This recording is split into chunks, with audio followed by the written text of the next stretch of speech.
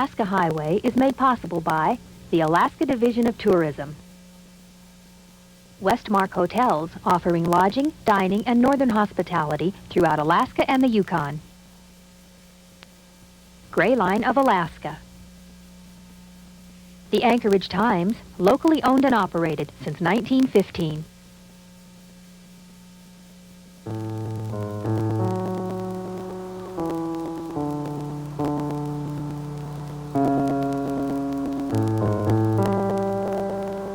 Called the longest main street in the world, the Alaska Highway runs from Dawson Creek, British Columbia, 1,422 miles to Delta Junction, Alaska. A journey that once took months now takes only days.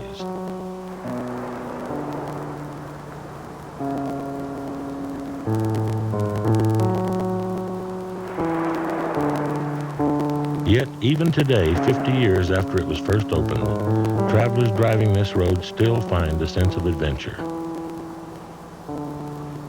As a person drives north, there's a feeling of excitement at venturing along the same trail that trappers and gold seekers used over 100 years ago, heading for Dawson Creek, Whitehorse, and Fairbanks.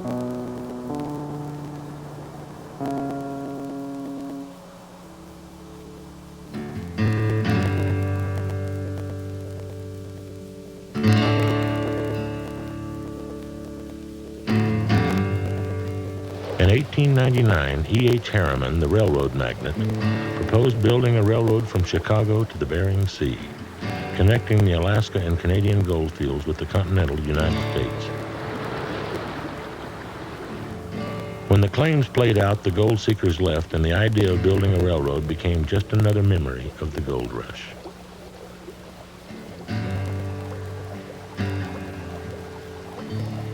Plans to construct a road through Canada to Alaska surfaced in the early 1920s. Donald MacDonald, a locating engineer for the Alaska Road Commission, had dreamed for years of an overland coastal route to Alaska. It would run north from Seattle across British Columbia through the Yukon Territory to Fairbanks. MacDonald and a group of Fairbanks residents formed the International Highway Association to sponsor the building of a road to the continental United States. Citizens of Canada and the United States lobbied for years to begin construction, but political, territorial, and economic factors kept the great project stalled.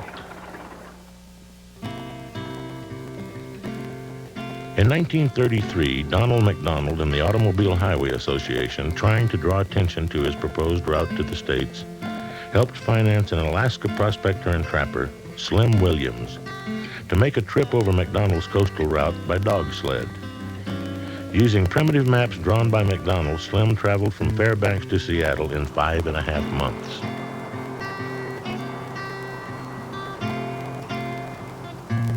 In Seattle, Slim replaced his sled runners with wheels and outfitted his dog team with leather moccasins. He then headed east, mushing 2,000 miles to the 1933 Chicago World's Fair. Slim was a big attraction at the fair.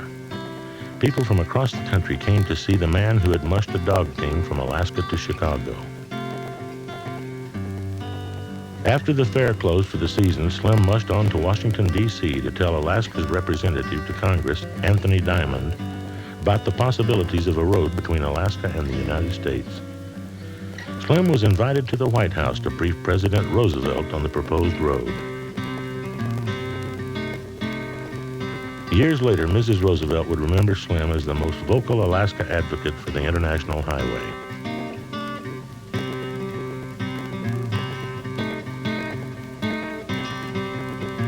Late in 1933, President Roosevelt was authorized by Congress to set up a joint commission with the Canadian government to determine the feasibility of a road to Alaska. After many meetings, the commission determined a highway was feasible from an engineering viewpoint, but expressed concern of its practical usefulness. Representative Diamond, again voicing a need for the road, introduced a bill in Congress for a highway, but could not find any support. As the years passed, pressure continued for a highway in the Northwest, prompting President Roosevelt in 1938 to appoint the Alaska International Highway Commission to make yet another study. This new commission also submitted a favorable report and even undertook a survey of several possible routes. The commission would end up suggesting 3 routes. Donald McDonald's coastal route,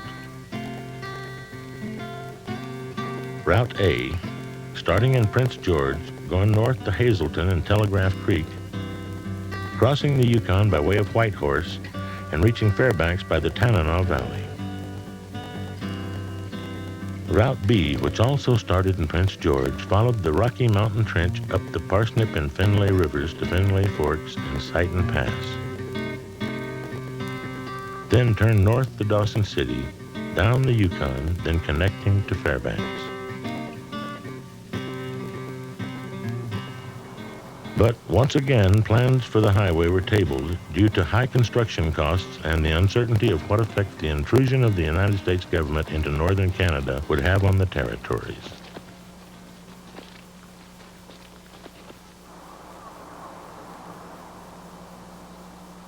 On May 14, 1939, in another attempt to focus attention on the proposed highway, adventurers Slim Williams and John Logan and their dog Blizzard left Fairbanks for Seattle.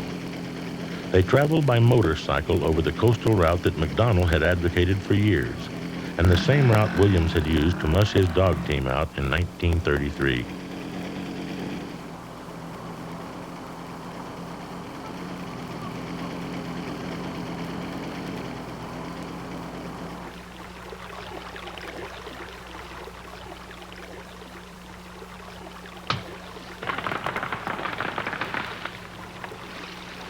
Slim and John, using maps provided by McDonald, followed pack trails for easier going, pushing their motorcycles across half-thawed muskeg on fallen logs, and ferried their motorcycles across rivers on canvas boats and wooden rafts.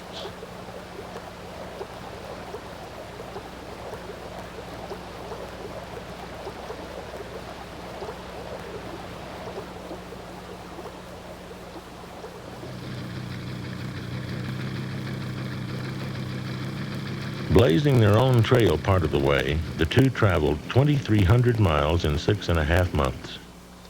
Slim said he and John never missed a meal, just got several days behind sometimes.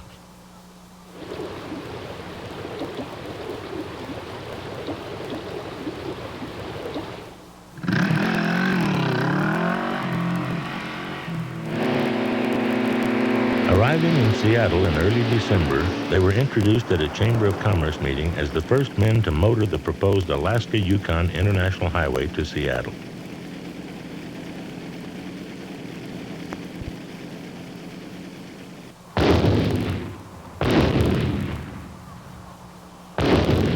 Early in 1939, with the rumble of war sounding in Europe, a string of air bases extending from Edmonton, Alberta to Fairbanks, Alaska was proposed. The Canadian Department of Transport wanted to develop the bases to move people and supplies to Western Canada and Alaska. Hitler's invasion of Europe and the fall of France in 1940 alarmed the governments of Canada and the USA. The defense of Canada and Alaska became an issue of paramount importance. The go-ahead was given for construction of more than 20 airfields and emergency landing strips that would become the Northwest staging route.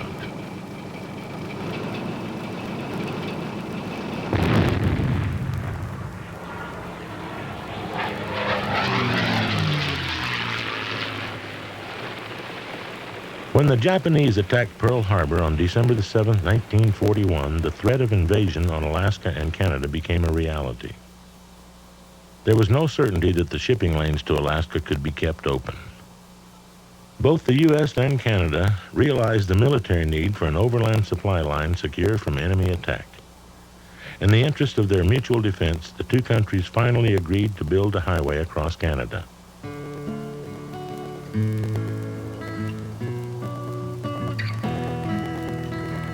Canada agreed to provide the right-of-way, waive import duties and taxes, and allow the use of timber, gravel, fill, and rock for construction along the route of the highway. The United States agreed to pay for the construction and to maintain the highway for the duration of the war, turning over the Canadian portion of the road to the Canadian government 6 months after the war ended. A Canadian official said, "We will supply the soil. The United States will provide the money and toil." A highway would be built to Alaska.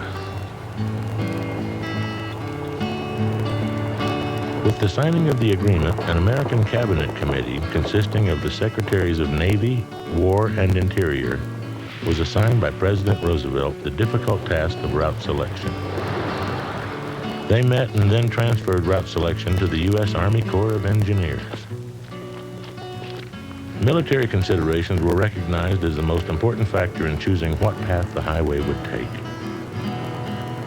The Corps decided the road would follow the line of the Northwest Staging Route airfields. This route not only furnished a visual guide for the pilots, but would help supply the airfields and flight strips with fuel and materials.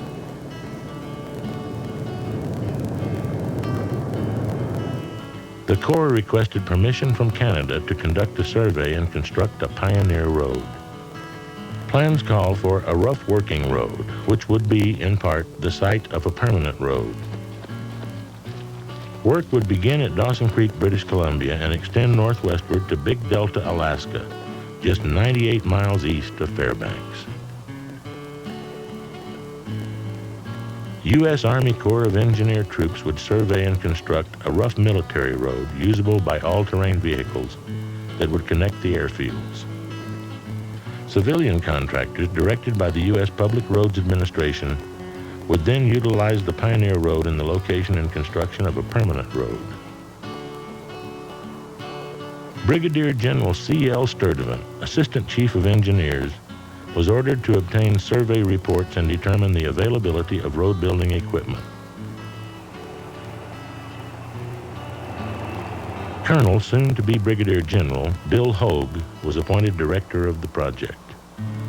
His orders from General Sturdivant were to push the pioneer road to completion with all speed within the physical capacity of the troops. Hogue did a preliminary aerial reconnaissance of the route and found that the few maps that did exist were largely inadequate. He flew over great stretches of unmapped wilderness, searching for a route that would connect the airfields together. Hogue discovered that existing access to the project was limited to 3 major routes: by rail to Dawson Creek, British Columbia, by boat to Skagway, Alaska, and then rail to Whitehorse, Yukon, by boat to Valdez, Alaska, and from there by highway to Gulkana, Alaska.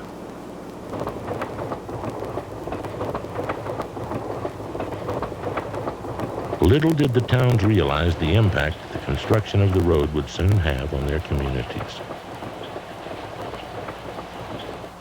Speed was of the essence. Top priority was given to cutting a passable trail through the short working season. The northern climate dictated a construction period of 6 months or less. Hogue had to move men, heavy equipment, and supplies across the Peace River to Fort Nelson. This task had to be accomplished while the river ice could still support heavy traffic. The spring thaw would make the winter road out of Dawson Creek a sloppy mire that could swallow both man and machine.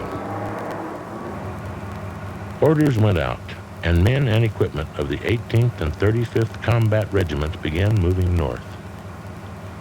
They came from all over, men and boys, officers and enlisted, black and white, from Iowa, Georgia, South Dakota, New York, California, and Florida, heading north by air, boat, and rail, most of them not knowing their final destination.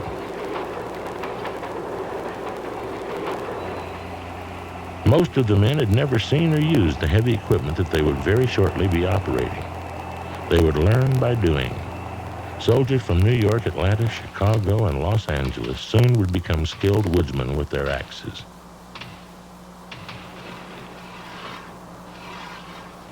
They would work in a land where summer was 3 months of daylight, and where temperatures would rise to 70 degrees and sometimes much higher.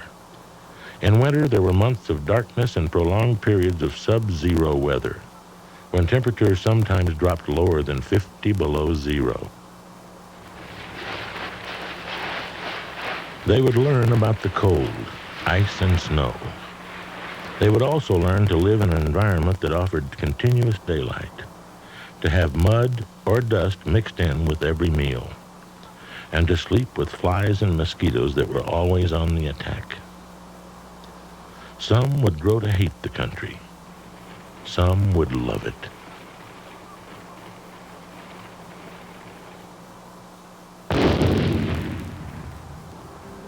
On March 19, 1942, 2 days after General Douglas MacArthur became Supreme Allied Commander in the Pacific, and still several weeks before the fall of Corregidor, the men of the 35th Engineers arrived in Dawson Creek, unloaded their heavy equipment, and began driving north overland in minus 35-degree weather to Fort Nelson, British Columbia.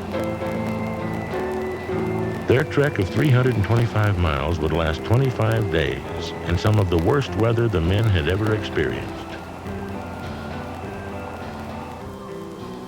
Crossing the Peace River, the 35th Engineers laid planks and sawdust over the ice to form a bridge and drove across to Fort St. John. They then pushed ahead 265 miles over frozen muskeg to Fort Nelson. Arriving in Fort Nelson on April 5th, the men of the 35th had beaten the spring thaw and were ready to start the road westward to Watson Lake.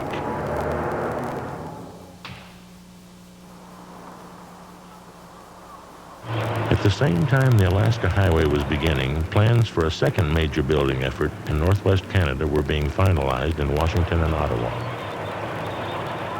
The Canadian Oil Pipeline Project, CANOL, called for construction of an oil pipeline and road running 577 miles from Norman Wells, Northwest Territory, southwest across the McKenzie Mountain Range, to connect with a refinery being constructed in Whitehorse.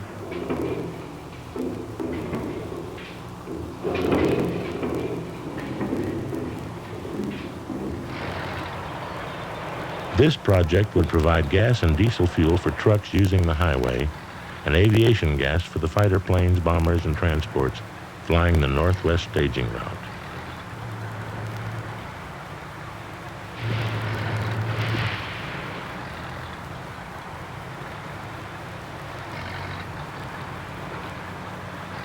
The oil pipeline would take 2 years to build and employ the labor of over 14,000 engineers and civilians.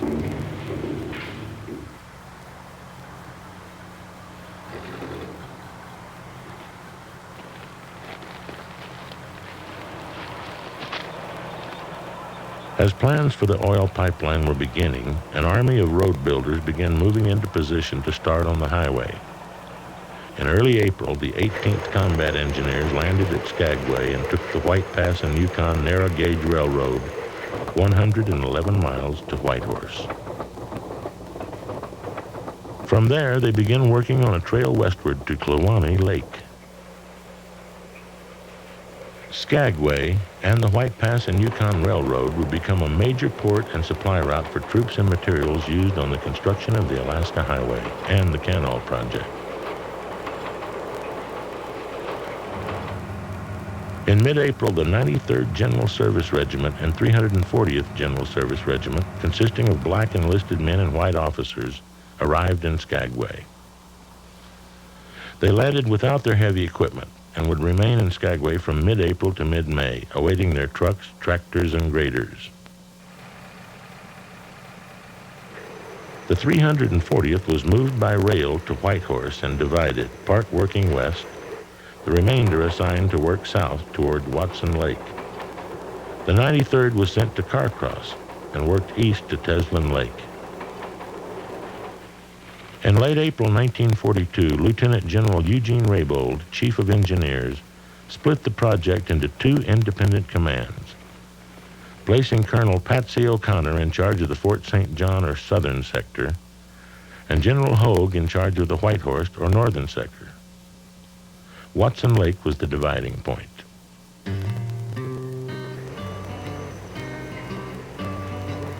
The 95th and 341st General Service Regiments unloaded in Dawson Creek and were sent to Fort St. John to build the road north to Fort Nelson.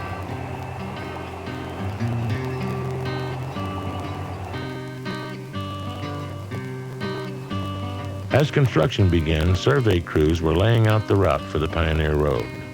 Bush pilots spent long hours flying aerial reconnaissance, taking Army and Public Roads Administration engineers up to check the terrain.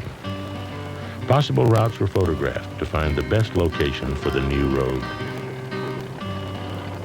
Aerial surveys were followed by ground reconnaissance on foot with pack horse and dog sled.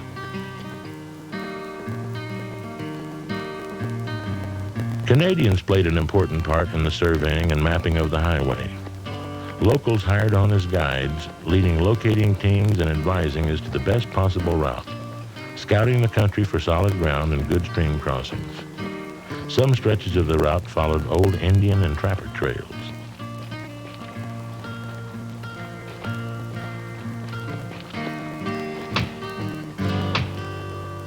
The primary road was cut with axes and bulldozers through forests of spruce, jack pine, and aspen trees.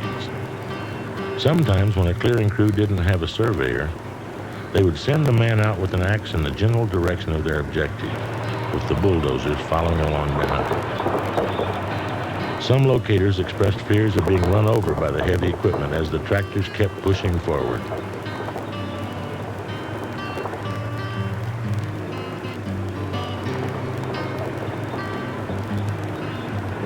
While the road was being built, one soldier was asked what he thought about this part of the world. He said, "This country ain't nothing but miles and miles of nothing but miles and miles." Living conditions were very difficult for the thousands of men building the road. It was impossible to make the camps comfortable, since they had to be moved every few days to keep up with the road building. Camps at the head end of the Pioneer Road were primitive, framed tents with field kitchens housed under canvas. The GI stove never reached some outfits, so they used open fires and oil barrel ovens. Most laundry was done the old-fashioned way, hand-rubbed in rivers, lakes, and streams.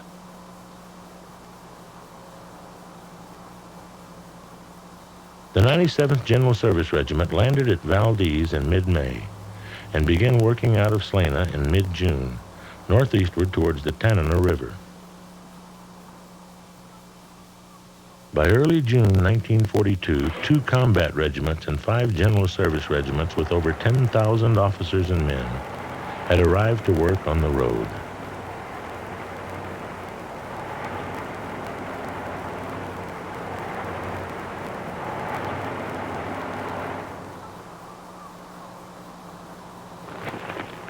The Japanese attack on Dutch Harbor and the seizure of Attu and Kiska Islands in the western Aleutians made construction of the road even more urgent. The fight for Alaska had begun.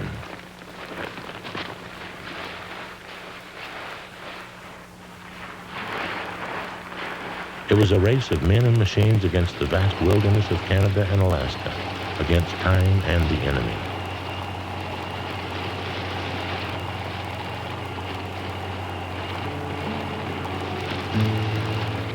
As the Army was issuing marching orders and moving troops into place, the Public Roads Administration, the PRA, started gathering engineers and support personnel from district offices across the United States. Civilians would also play a major part in the construction of the military highway. The PRA would act as overseer on the project, contracting with and supervising the civilians working to widen and straighten the Pioneer Road, or to relocate the road on a new alignment to be established by Public Roads Administration engineers. The PRA first selected 5 management construction companies, who then hired smaller individual Canadian and American companies with their men and equipment on cost-plus fixed-fee contracts with the U.S. government. The highway was divided into portions for various contractors, depending on their size and skills. A call went out for shovel operators, cat skinners, welders, pile drivers, laborers, and cooks. The contractors were hiring men and gathering trucks, tools, and other equipment and materials needed to build the permanent all-weather road. Working conditions were severe. Warning signs were posted in the contractors' recruiting offices, giving the men some idea of what they would be up against.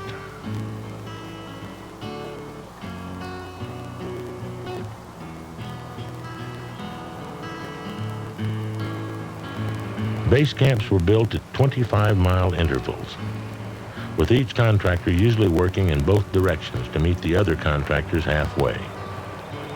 By May of 1942, the PRA had hired 54 construction companies, including 13 Canadian firms, engaging over 6,000 civilians to help build the road.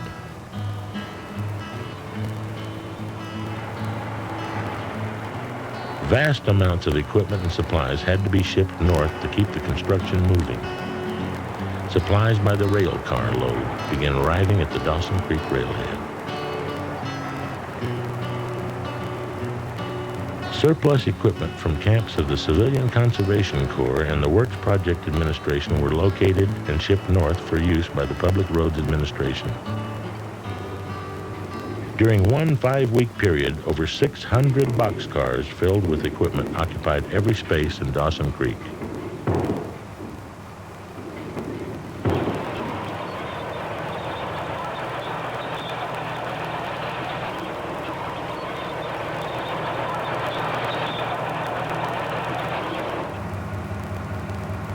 The big question during the late summer and fall of 1942 was whether the road could be pushed through before winter halted all operations. In July, the Army realized that if the access road was going to be finished on schedule, the engineer troops and civilians would have to join forces. General Hogue requested assistance for the engineer regiments. The PRA and civilian contractors were ordered to leave their work on the permanent highway to help finish the Pioneer Road. Contractors were shifted up and down the line to supplement and speed up construction. Some contractors were put onto the Pioneer Road to shape it up, gravel the surface, and improve the alignment and grade, while others were put to work on uncompleted sections. It would become a combined effort with overlapping work responsibility. As various regiments completed their sections of the road, they fell back and improved their original efforts. It was a race of men and machines against the coming winter.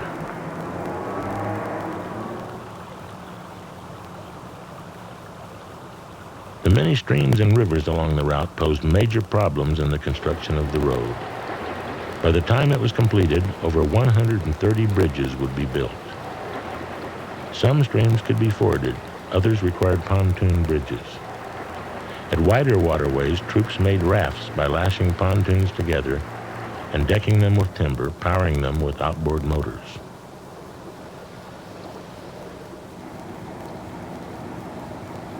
The 74th Light Pontoon Company hauled men and supplies across the Peace River at Fort St. John on the tug Alcan. Tugs and barges also moved men and supplies back and forth on the Teslin River and on Teslin and Tagish Lakes.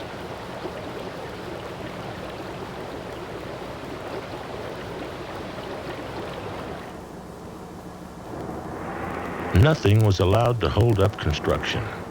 If a truck or cat broke down and was holding up progress, it was pushed over the side.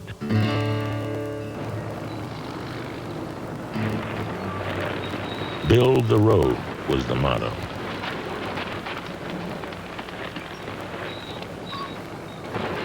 During the first months of construction, a spirit of cooperation developed among all workers on the job, military and civilian alike. Work, and more work was the schedule, 7 days a week. Sometimes 4 or 5 miles of road could be built in a day, as the summer daylight hours allowed the crews to work around the clock. During July and August, in 90-degree heat, the men were forced to wear gloves and old-style hats with netting to protect themselves against swarms of mosquitoes, flies, and the legendary no-see-ums. Despite long hours and tough going, the men kept a sense of humor. Humor was everywhere. There were signs all along the road recalling memories of towns far away. There was a story passed up and down the road about 2 mosquitoes in a tent who were discussing the merits of 2 sleeping soldiers. One said, "Let's not eat 'em here, let's drag 'em outside." "Oh no," the other replied, "if we do, the big fellas will get 'em."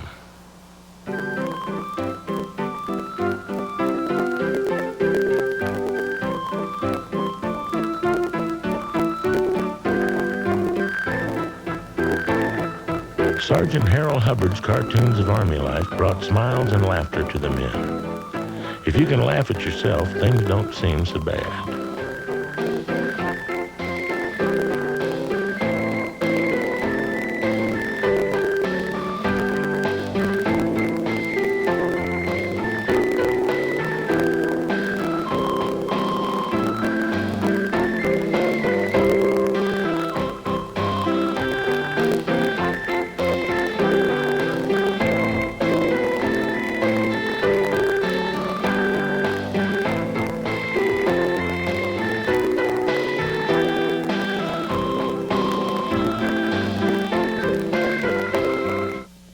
You're watching the Alaska Highway.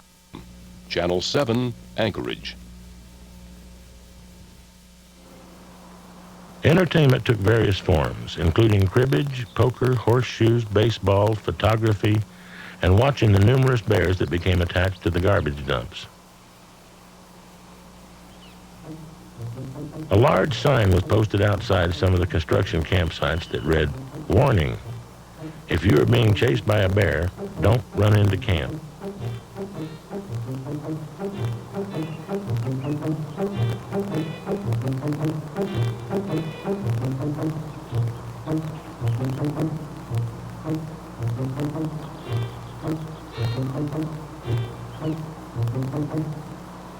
Men adopted pets such as huskies, squirrels, and bear cubs.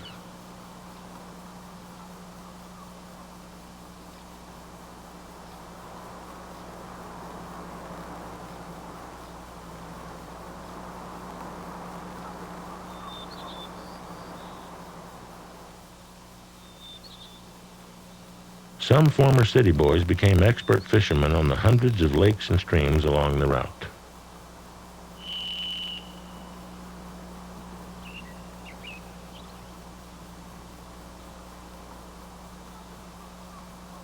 The men working on the highway dubbed the road the Oil Can Highway because of the hundreds of empty gas and diesel fuel drums scattered along the road. A lack of spare parts and the difficulty in making repairs were problems faced by both the Army and the civilian contractors. Due to the great shortage of spare parts, it was necessary to cannibalize some machines in order to keep others serviceable. Repair shops on wheels kept equipment in service. Portable refueling and greasing units kept the machines online and crews working.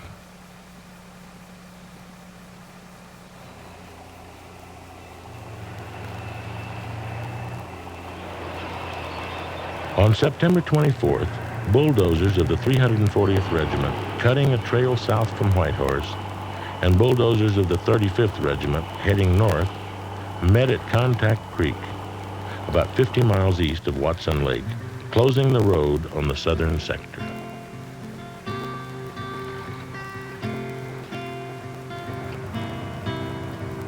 On October 25th, lead bulldozers of the 18th and 97th Engineers met at Beaver Creek, a few miles east of the Alaska-Canada border. The two units had joined their sections by means of a winter road, which would be passable until spring breakup.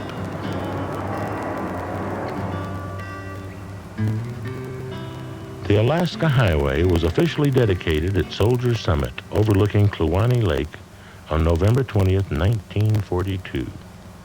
It was 30 degrees below zero, and the men had a tough time keeping warm. I desire to express the admiration of the Government of Canada to the American Corps of Engineers for one of the greatest engineering marvels in the whole world. Carry on that splendid work. This road is built for war, but this road will be used when peace and victory come back to us again. This road will again be used for the great purposes of reconstruction and of peace.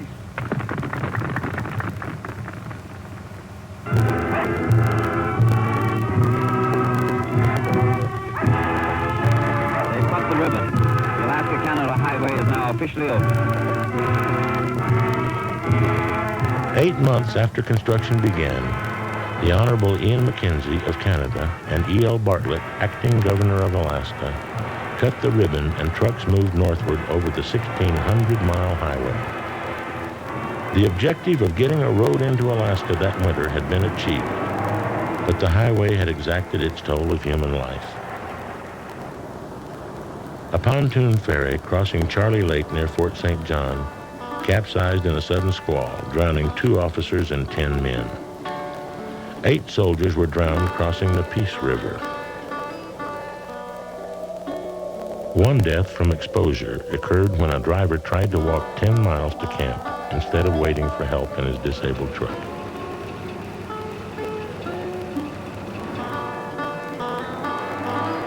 Workers lost their lives when trucks and jeeps overturned on muddy inclines. All the drivers talked about one steep and treacherous spot at mile 108 called Suicide Hill.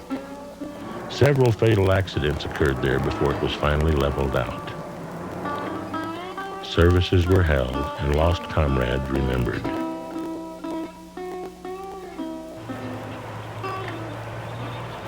Work continued on into the winter under extreme weather conditions. Temperatures reached 72 degrees below zero on the northern sector. At sub-zero temperatures, diesel fuel solidified and gasoline lines froze. Drivers kept engines running continuously or risked having their trucks freeze up.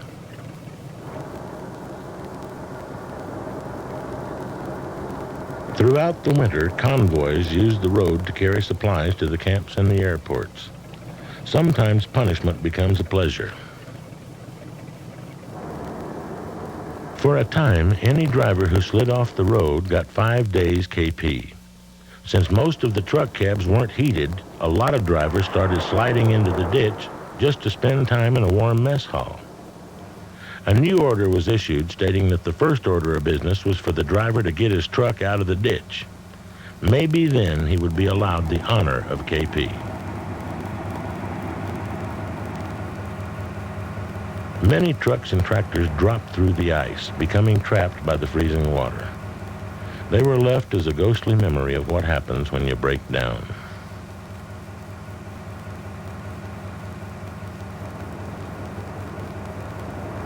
After the breakthrough, there was still a lot of work left to make the truck trail into a usable road. During the winter of 1942, the Army lowered design standards for the permanent highway, directing the Public Roads Administration to follow the early truck trail as much as possible in order to expedite completion of the year-round all-weather road. The PRA spent much of the winter of '42 on preparations for the next season's construction by repairing equipment and building shops and camps. Rest camps were established along the road to house truck drivers, road maintenance crews, and to service and repair equipment. The steady stream of supplies was only halted when temporary bridges were carried away by ice or when heavy rains caused embankments to give way, causing landslides that blocked the road. With the coming of warm weather, long stretches of the Pioneer Road became impassable. Traffic would back up for miles. Trucks would jam up when the muskeg melted and the ground became a deep-rutted gumbo mud. Permanently frozen ground became a bottomless quagmire when exposed to sun and air. The ever-present cats had to pull the vehicles through and get the traffic moving again.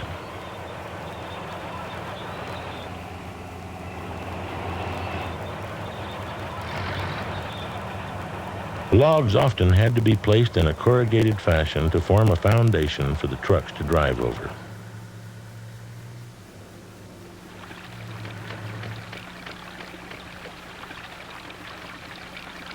Washouts were a major problem. The first bridges built by the Corps of Engineers were temporary log bridges of untreated timber. Heavy rains on July 9th and 10th, 1943, destroyed 24 bridges and closed the Fort Nelson section of the road for 40 days.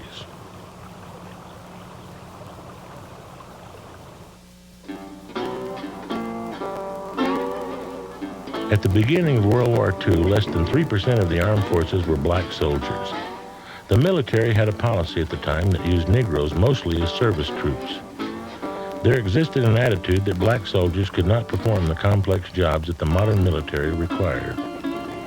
Black soldiers working on the road would prove this attitude wrong.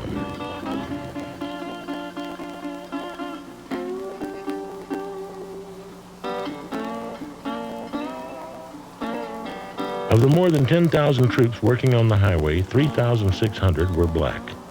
The 3 black regiments served with distinction, receiving meritorious unit commendations. They built not only the highway, but acceptance for all blacks in the military.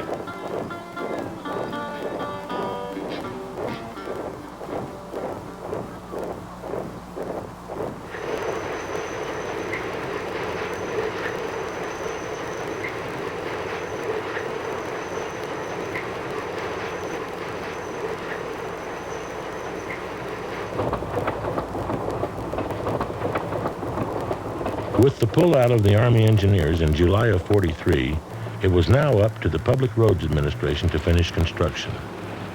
Workers leveled and straightened the roadway and improved the drainage system. The best parts of the Pioneer Road were saved and incorporated into the final highway. The worst parts lasted long enough to serve their purpose and were replaced.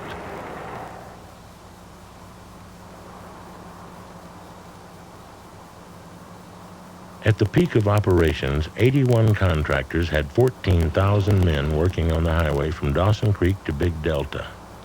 Most of the contractors worked 2 11-hour shifts a day, 7 days a week. Hourly pay rates ran from 96 cents for laborers to $2 for shovel, dragline, and crane operators. Truck drivers were paid from $1.10 to $1.40 an hour.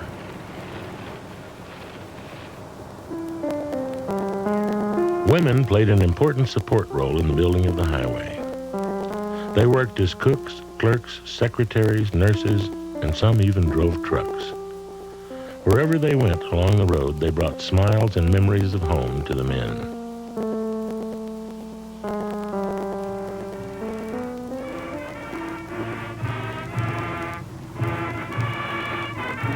Another milestone occurred in early August of 1943 with the opening of the Peace River Bridge, located about 50 miles northwest of Dawson Creek.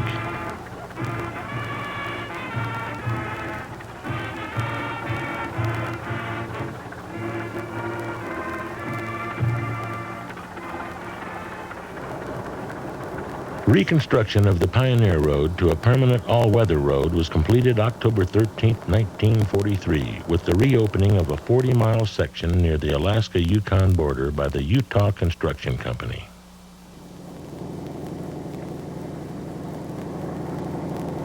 The building of the highway not only changed the land of the Northwest, but would have a lasting impact on its native people. The military and civilian workers brought different lifestyles and values to the area. The soldiers and civilians unknowingly brought sickness. The Yukon Indians had no immunities to diseases like German measles, mumps, and influenza. Serious epidemics caused many deaths in villages along the new road. The road also brought education, easier travel between villages, and made health care more accessible to the people of the Northwest.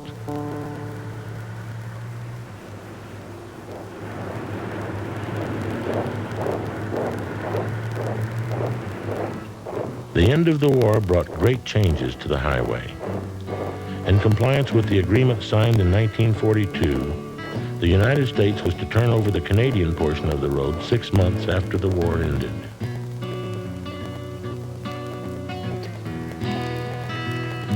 On the 1st of April 1946, control of 1,200 miles from Dawson Creek to the Alaska border passed to the Royal Canadian Army.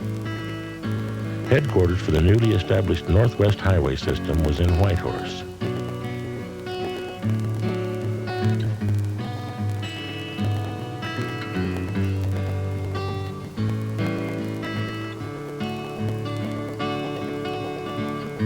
The new Northwest Highway System was primarily a military route. The Canadian Army was assigned the task of maintaining the highway.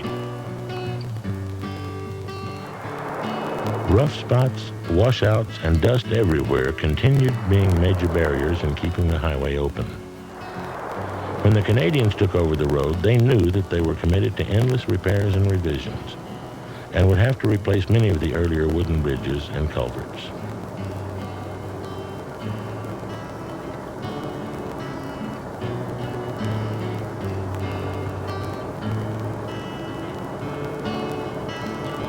During the war, and for the first few years afterward, the road was closed to most civilian travel for lack of most of the regular highway facilities.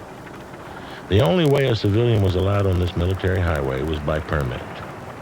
Any civilian who wanted to travel the road had to get clearance from the military authorities in Dawson Creek before venturing up the Alcan.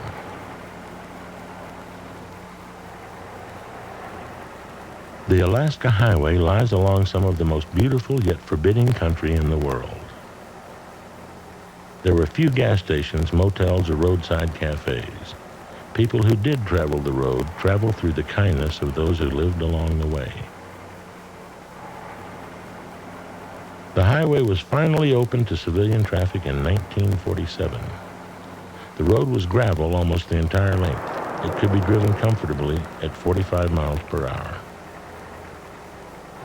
There were some bumpy, rutted, and hilly stretches calling for speeds of 25 to 30 miles per hour. A woman driving up the highway wrote a friend that signs were scarce along the road, but when you did come on one, you had better believe it.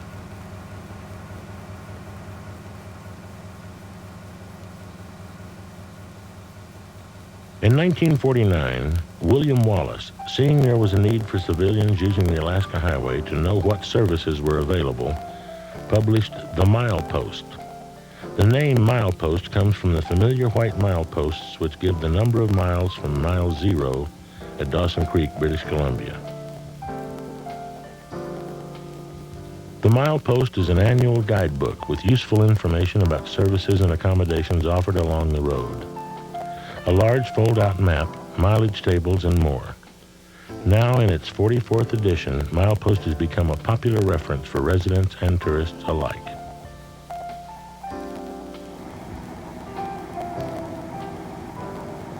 By early 1950, the highway had emerged as an important commercial supply line. Highway traffic continued to increase with the flow of goods and materials moving north into the Yukon and Alaska.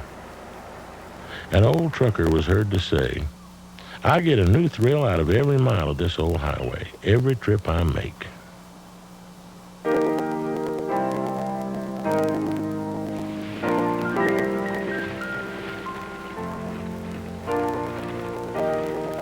At noon on October 16, 1957, girders of the Peace River Bridge failed, and a 600-foot span fell into the river. Traffic along the Alaska Highway had to be rerouted to use a railroad bridge 3 miles upriver. The new Peace River Bridge was opened in January of 1960 to traffic.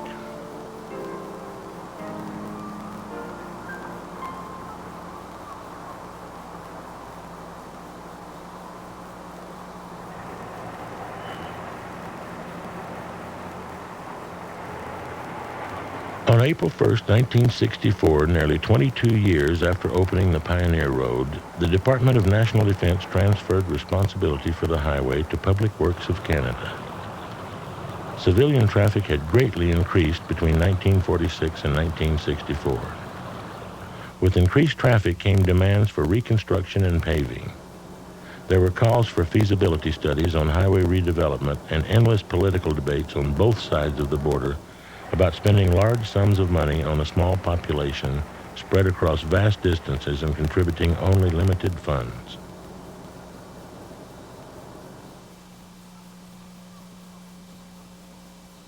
In 1967, local leaders in Whitehorse sponsored a 25-year Alaska Highway anniversary celebration. Speakers called for paving the highway, arguing that a paved road would increase tourist travel, improve the flow of freight, and be an overall benefit to the people of the North. Public criticism escalated as the increasing number of trucks and campers accelerated deterioration of the highway. The government wanted to put responsibility of the highway into the hands of the provincial government. The provincial government was not willing to accept the increasing costs. By the late 1960s, some sections of the road were paved, some sections had a good gravel surface, while some sections were still dusty and substandard. Broken windshields and headlights were common, and in dry weather, dust clouds reduced visibility. Construction of the Trans-Alaska Oil Pipeline and the proposed construction of a gas pipeline parallel to the Alaska Highway would bring an increased number of cars and trucks traveling the outdated road.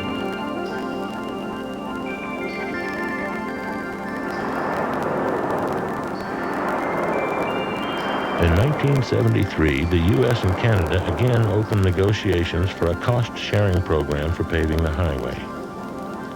In 1978, the U.S. and Canadian governments agreed to the upgrading and paving of the Canada section of the Haines Road to Haines Junction, and from there to the Alaska-Yukon border.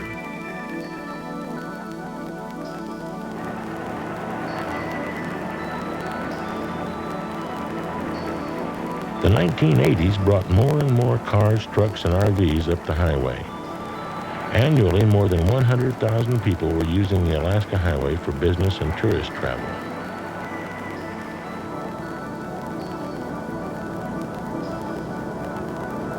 Time brings changes. With each year, a mile is straightened here, a curve is taken out there, and a little more of the original route is lost to progress. We end up bypassing parts of our past for the sake of convenience.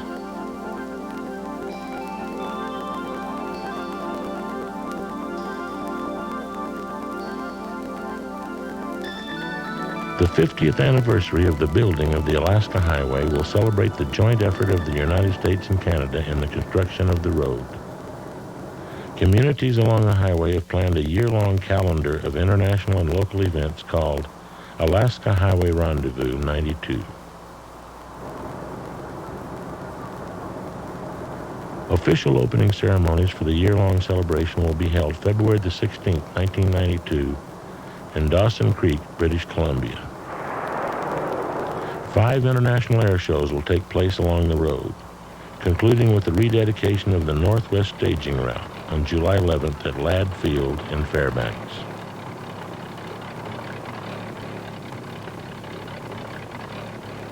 On November 20th, Soldier Summit near Kluane Lake, Yukon, will again come alive with a reenactment of the original opening ceremony held in 1942. Reaffirming the ongoing cooperation between the United States and Canada.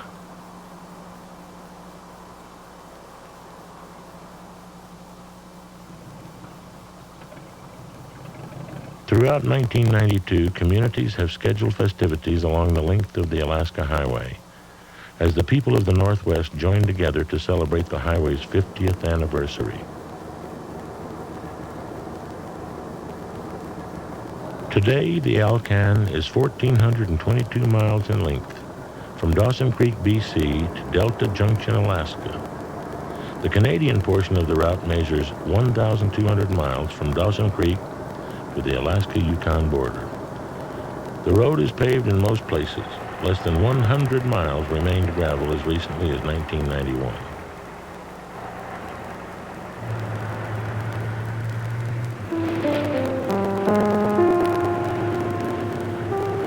It has been called one of the most remarkable construction feats in history, built by thousands of soldiers and civilians, American and Canadian.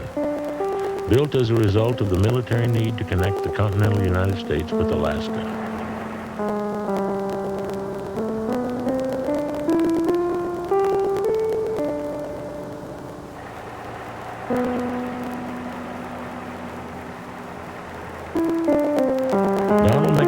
Said, a highway to Alaska must be built.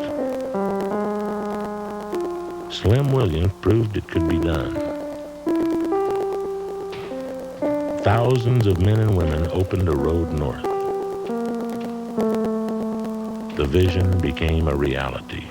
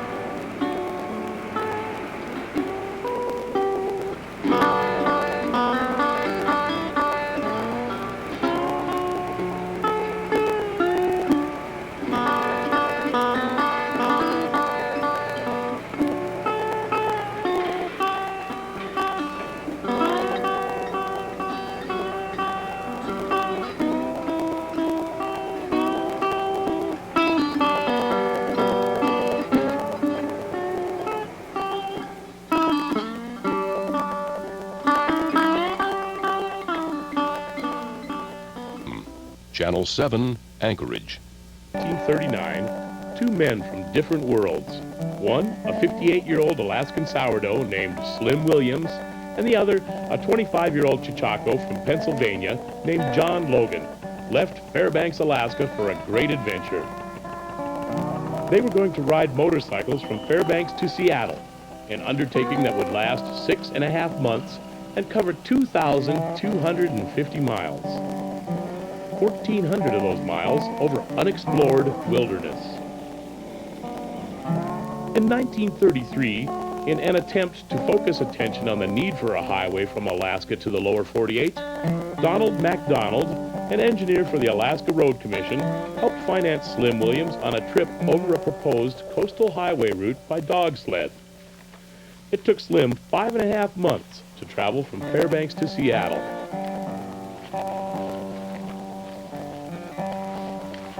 In Seattle, Slim replaced his sled runners with wheels and mushed his dog team onto the Chicago World's Fair. John Logan remembers when he came to Alaska and the obstacles he and Slim had to overcome on their journey down a route that people hoped would become the Alaska-Canadian International Highway. I had been up in Alaska a couple of years before that on a cruise and a trip that the tourists take, and enjoyed that very much, and read a magazine article about the idea of building a highway, and it had some appeal, and it sounded as though a trip up into the wilderness would be kind of interesting, and I was single, unattached. Decided that perhaps I could go north from Hazelton, British Columbia. That was the northern end of the highway system in 1939. And take some pictures, make some measurements, have a pack train along and a guide, and possibly make a contribution toward the highway. So that's the way it began. But as I learned more about the country and visited some people who had a lot more knowledge of that country than I did, I encountered Governor Tom Riggs, former governor of Alaska, and he invited me to come to Washington and talk about this trip. He was at that point a director of the International Boundary Commission, and so he and I had a chat, and he explained his aspect of it. He was in favor of the highway, but because he knew that country, he knew it very well. He had been head of the U.S. part of the Canadian-U.S. Commission that had run the boundary between Alaska and the Yukon many years before. In fact, it was a 6-year project, 1906 to 1912. Of course, the conversation, Governor Riggs said, do you know Slim Williams? And I said, well, yes, I think I do. I've heard of him anyway, and didn't he drive a dog team down over this route one time? And he said, yes, about 6 years ago. And he says he's going to make a trip by motorcycle. And I said, over that country by motorcycle? He must be crazy. And he said, well, I'm not sure about his sanity, but people who know Slim better than I do say that if he says he can do it, he probably can. But in any event, he knows that country, and he can give you some advice about who to contact and what the trip would be like that you're planning to take. So one thing led to another, and I did meet up with Slim about 2 months later at the Adventurers Club in Chicago. After he asked me a whole bunch of questions, and I talked to him about the questions that I had,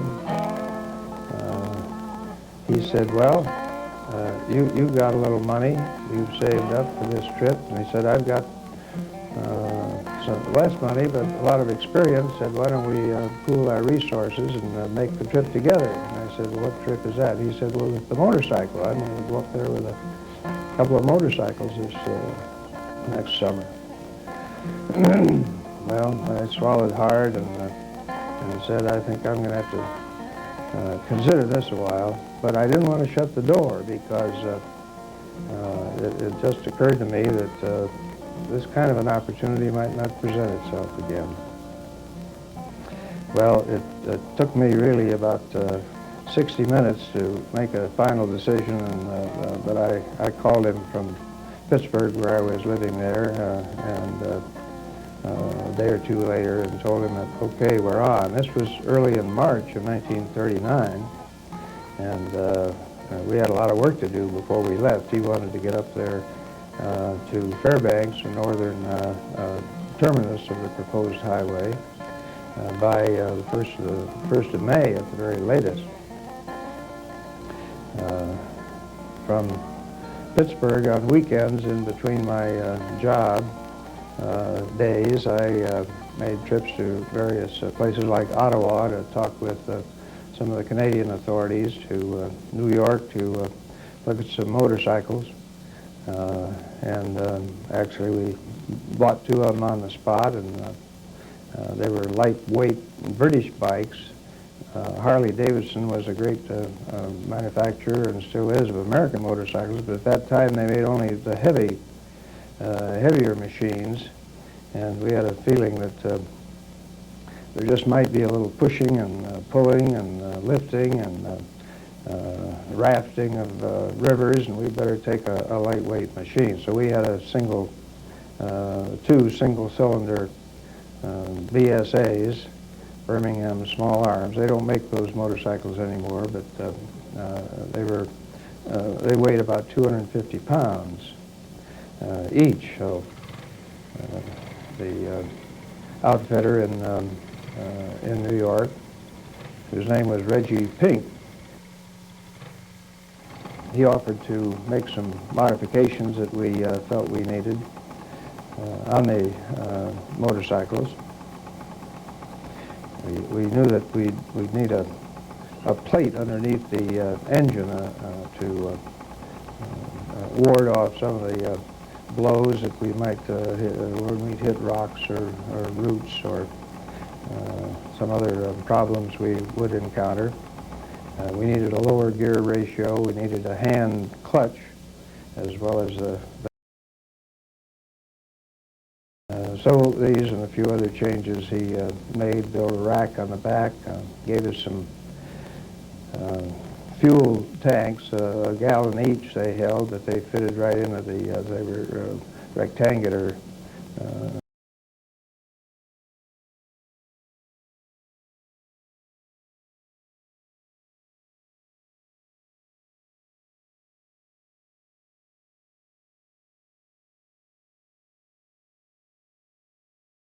Seward in over the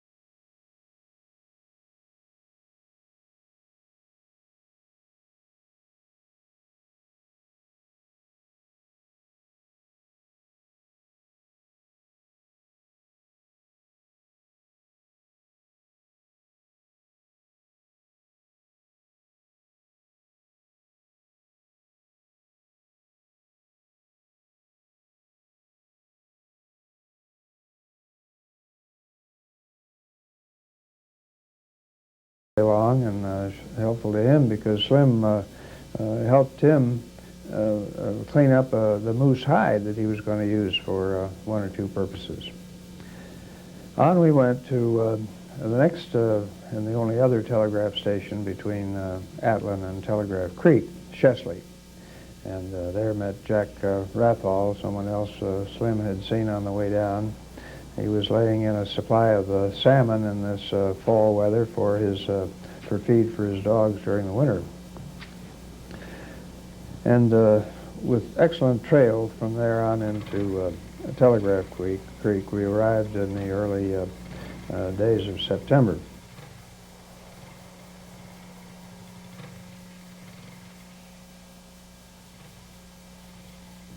So we spent only a minimum of time in Telegraph Creek. George Ball, a much respected big game outfitter, saw to it that we had a good horse and an assistant horse as we left Telegraph Creek. We faced about 360 miles of pure wilderness from Telegraph Creek to Hazleton, which was the northern end of the highway system. While we were following the 98 trail, we realized that very few people had been over it since 98 and 99 and 1900. And it was overgrown. There had been some travel along the first 80 or 90 miles, and it turned out that was good trail. But after that, we faced a very long stretch of questionable territory for the one motorcycle we had. So we were no doubt that we needed to take a horse along, first to carry provisions because we expected to see hardly anybody along there, and second, in the event the motorcycle did cough its last, we'd have some means of pulling it along. We left Telegraph Creek mid-September, arrived in Iskoot Lake, which was the site of a school that was being run for the surrounding Indian families by a father carpenter and his assistant Johnny Moran. We arrived at Iskoot Lake about a week or 7-8 days later. Along the way, we encountered a pack train of 5 or 6 horses, a guide, and a couple by the name of Al and Elma Malott. They had a lot of provisions, a lot of good food, and we found an excuse to travel with them for 2 or 3 days. So we slowed down to their pace. They were a great couple and assisted us some in our photography because they were out taking pictures of wildlife and of the colors of the early fall, kind of testing their wings on whether or not they wanted to pursue this kind of photography later on. They had a studio in Ketchikan. It turned out that they decided to and won a number of awards, including Oscars for Walt Disney, working for him, making such pictures as Beaver Valley, Seal Island, the Alaskan Eskimo, African lion. We saw them in the very early days and enjoyed our association with them. Shortly after leaving Iskoot Lake, we came to the Clapan River. The Clapan is a very large tributary of the Stickeen River. All the water flows into the Pacific Ocean, drains a large territory. The Clapan River, we noted from our maps, would be our last formidable river barrier, for which we were very thankful. We had a number of streams beyond, but they were smaller and easier to cross. Instead of making a raft across this clapan, which at that point was probably 300 yards wide. Slim said he wanted to build a boat. He'd build a boat or two, and we could make one out of the canvas that we had. This was an all-purpose canvas. We used it as a tent sometimes. We used it underneath us when there wasn't any rain on those few nights we didn't have rain. And now we were going to make it into a boat on across a framework. So we set to work making the boat. Slim thought it'd be a great thing to show as he would lecture to schools and clubs after he got down to the States.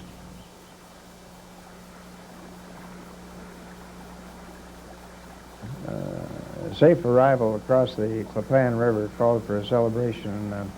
The way we did it was to wash our underwear for the first time in, well, maybe all summer. And on from there, feeling much refreshed.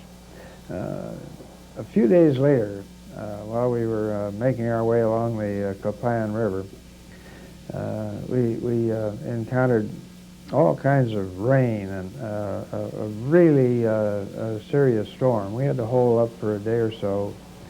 Later, we learned the true significance of that storm. Al and Elma Malott had turned around to go back to Telegraph Creek at about this time, and on their way, a blizzard hit them of considerable proportions.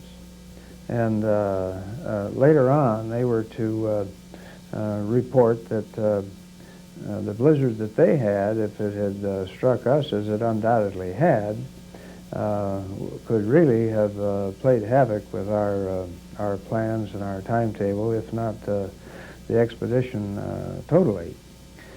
We were far enough south, as it turned out, that we did catch it all in rain. Miserable, but it wasn't anything that stopped us.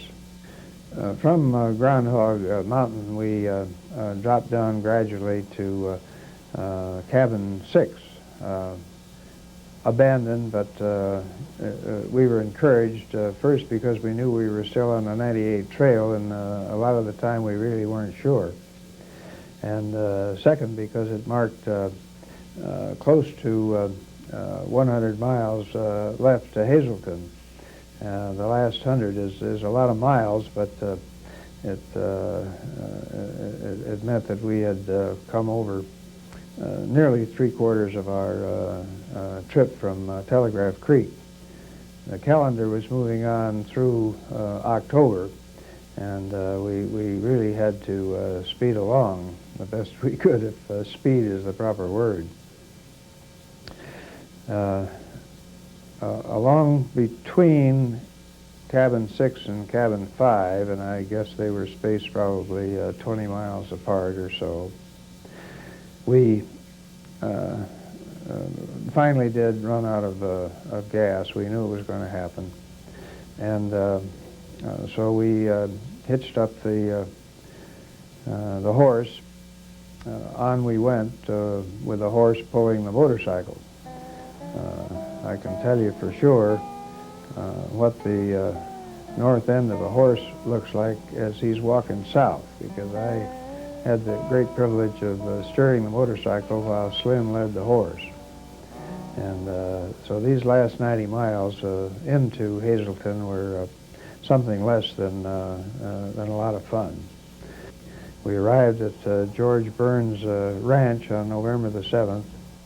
Greeting us, the Burns said, "So the lost are found." And we said, "Are we lost?" And he said, "Well, that's what we hear on the radio." Said, we knew you were coming this way, and we didn't have any concern about it, but apparently somebody did, and in fact there's been a plane out searching. Well, we listened to the radio that night, and sure enough, the first broadcast said that we were missing, and the plane was had taken off on its second mission to try to find us. We realized you wouldn't see very much because of the murk and the rain that had hit us again, and a little bit of light snow, as a matter of fact. The second broadcast said that we'd arrived safely, but the plane was missing. We offered to go back and try to find the airplane, but the offer was rejected, and so we went on the 7 miles into Hazleton. There we had the motorcycle checked over, and there we were reunited with the other motorcycle that had come by boat and rail, and put a platform in between to carry our equipment and Blizzard. We still had a lot of mileage to go, some 800 miles to Vancouver, but it was over road of sorts, a gravel road with lots of mud thrown in to start with, gradually widening and even becoming a hard surface before we arrived in Vancouver December the 1st, 1939. Despite the fairly brief time in Vancouver, we did take the opportunity of going over to Victoria to report to Premier Petillo. Premier Petillo had been a great help ahead of time in sending word to the provincial police and then paving the way for the various permits and some of the assistance that we might need along the way. Somewhere in the area, Slim caught a cold. We'd had a perfect record of health after the poison incident, despite all our wetness and mud in the muck, and that cold turned into pneumonia by the time we arrived in Seattle, putting Slim in the hospital for several days. It dampened our welcome to a great degree, because Slim was the one who was the real spark plug of this trip. A highlight of the brief time in Seattle was our meeting with Congressman Warren Magnuson, who later became a senator. Congressman Magnuson was chairman of the Alaska International Highway Commission at that point. He and Governor Greening of Alaska, newly appointed to the position, had been meeting in Seattle with the Alaskan International Commission, of which Warren Magnuson was chairman. So we were able to pass along personally some of the information that we had obtained along the way. While we did not attain our original objective of New York on the motorcycles, we did feel that our primary target had been made. We intended, above all, to demonstrate the feasibility of the route for a highway. And it was this, plus some additional information, that we were able to present to the Commission through the House Committee on Roads investigation in early 1942. The war at that point had brought the United States into it, and there was serious talk, really, of building a highway for defense purposes between the United States and Alaska. President Roosevelt did indeed approve the highway and got started. Not over the route that we had tried to promote and that we still feel was the shortest and best route from the standpoint of construction and maintenance, but one that necessarily agreed with the routing required by the military, and the military needs were preeminent at this point. Our trip officially ended in Seattle. Having our eyes initially on going to New York, we decided that so much time had elapsed and Slim was way behind on some lecture engagements, we better cut it off at that point. We did drive on to Portland and shipped the motorcycles back east. Slim actually lived on many, many years, and at the ripe age of 93, he died in Chicago, 1974. But it might be added that at the age of 90, Slim turned to writing books. And in fact, one of his Slim books that he wrote for children about his experiences in Alaska, one of those books won a book award when Slim was 90 or 91 years old. So that I would simply want to add that it was a rare privilege to work and to travel with Slim Williams, one of the great pioneers of Alaska.